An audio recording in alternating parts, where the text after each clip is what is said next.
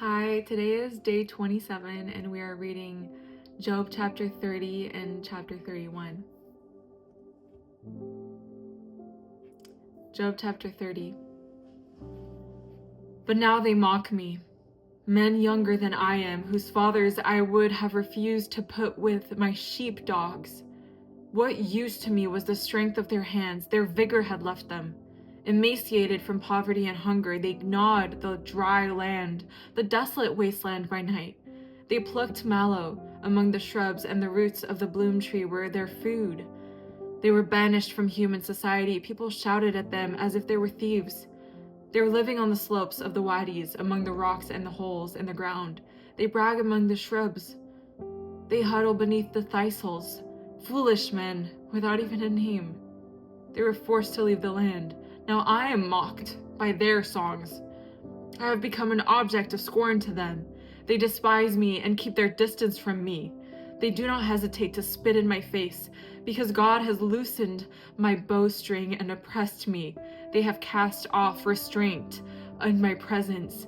The rabble rise up at my right. They trap my feet and construct their siege ramp against me. They tear up my path.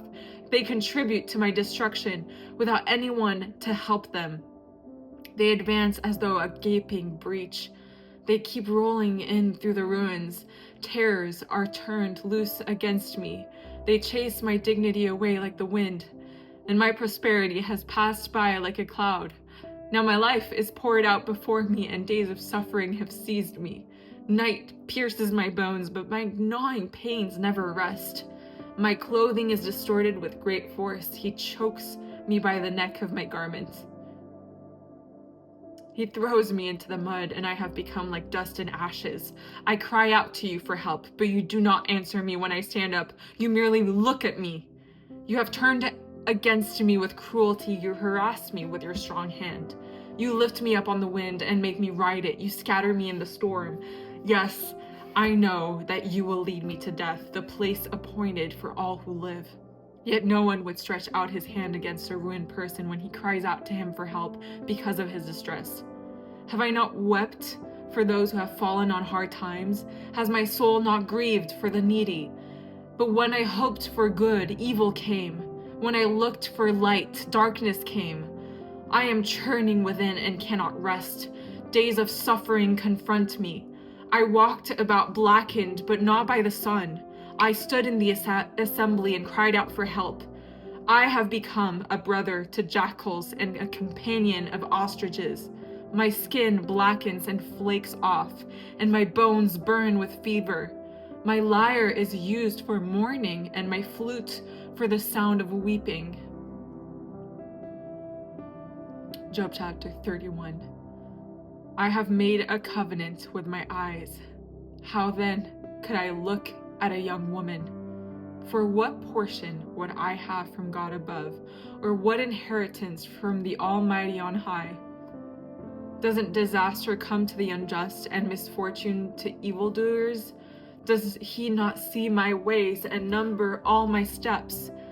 If I have walked in falsehood, or my foot has rushed to deceit, let God weigh me on accurate scales, and he will recognize my integrity.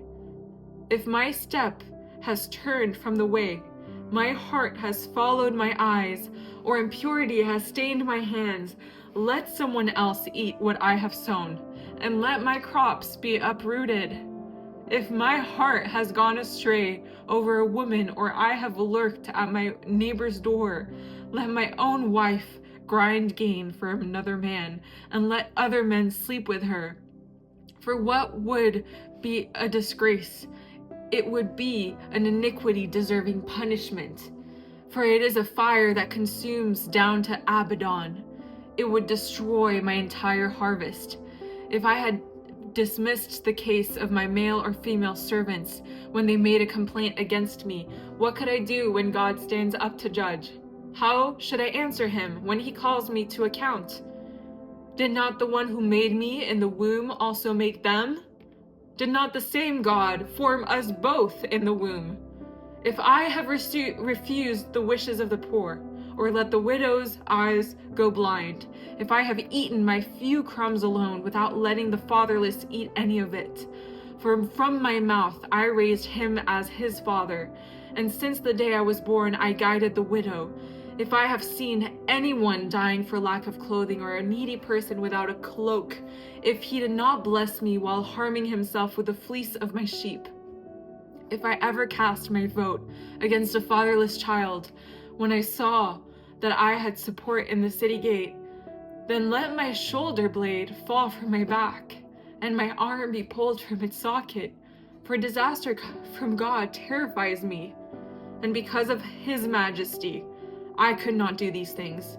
If I placed my confidence in gold, or called fine gold my trust, if I have rejoiced because my wealth is great, or because my own hand has acquired so much, if I have gazed at the sun when it was shining, or at the moon moving in splendor, so that my heart was secretly enticed, and I threw them a kiss, this would also be an iniquity deserving punishment, for I would have denied God above. I have rejoiced over my enemy's distress.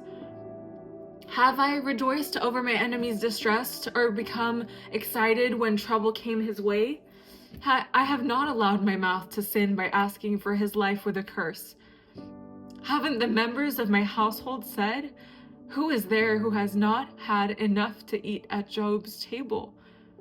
No stranger had to spend the night on the street, for I opened my door to the traveler. Have I covered my transgressions as others do by hiding my iniquity in my heart, because I greatly feared the crowds, and because the contempt of the clans terrified me, so I grew silent and would not go outside?